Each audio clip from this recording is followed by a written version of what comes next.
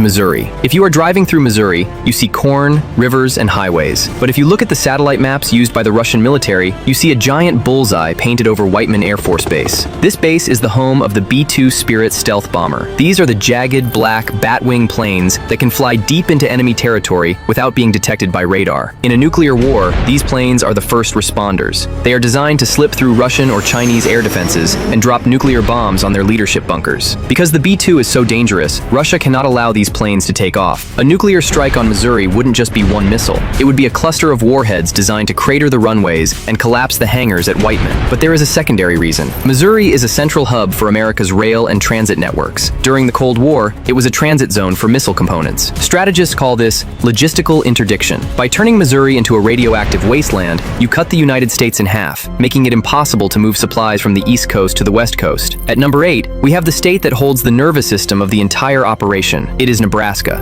If you were to cut off a human's head, the body would stop fighting. In the context of nuclear war, Nebraska is the head. Located near Omaha is Offutt Air Force Base, the headquarters of U.S. STRATCOM, Strategic Command. This is the most important office building on the planet. Inside its deep underground bunkers, generals and computers track every single nuclear asset the United States owns. If a submarine in the Pacific needs to launch a Trident missile, the order comes from Nebraska. If a silo in North Dakota needs to open its doors, the code comes from Nebraska. For an enemy like China, Nebraska is a decapitation target. If they can hit STRATCOM before the American president can issue an order, they might be able to freeze the U.S. military in a state of confusion. The goal is to blind the commanders and break the chain of command. Because of this, Nebraska wouldn't just be hit, it would be erased. The enemy would use high-yield, ground-burst weapons to dig deep into the earth and crack the bunkers. The fallout from a strike like that would cover the entire Midwest in lethal ash within hours. If Nebraska is the brain, this next state is the eyes. At number 7, it is Colorado. We have all seen the movies where the blast doors close on a massive mountain fortress. That place is real. It is the Cheyenne Mountain Complex and the nearby Peterson Space Force Base. Colorado is the home of NORAD, North American Aerospace Defense Command. Their job is simple but terrifying. Watch the sky. Using a network of satellites and radars, the people in Colorado are the first ones to know that World War III has started.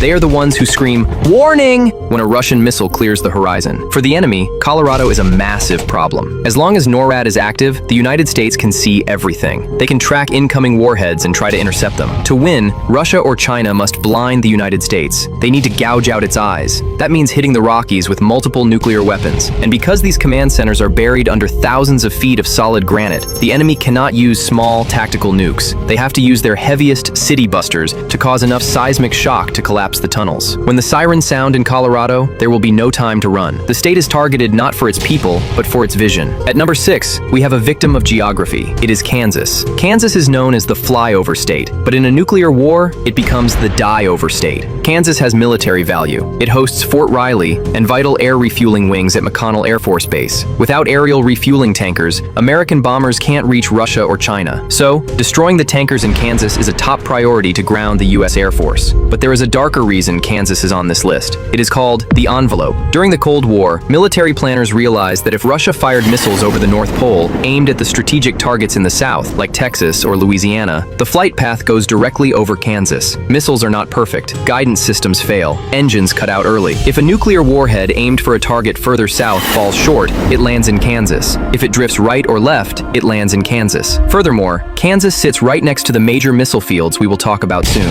The radioactive fallout from its neighbors will drift downwind, blanketing the state in a lethal fog. Kansas is the collateral damage capital of the world. Now we enter the top 5. These states are not just support systems, they are the shooters. At number 5,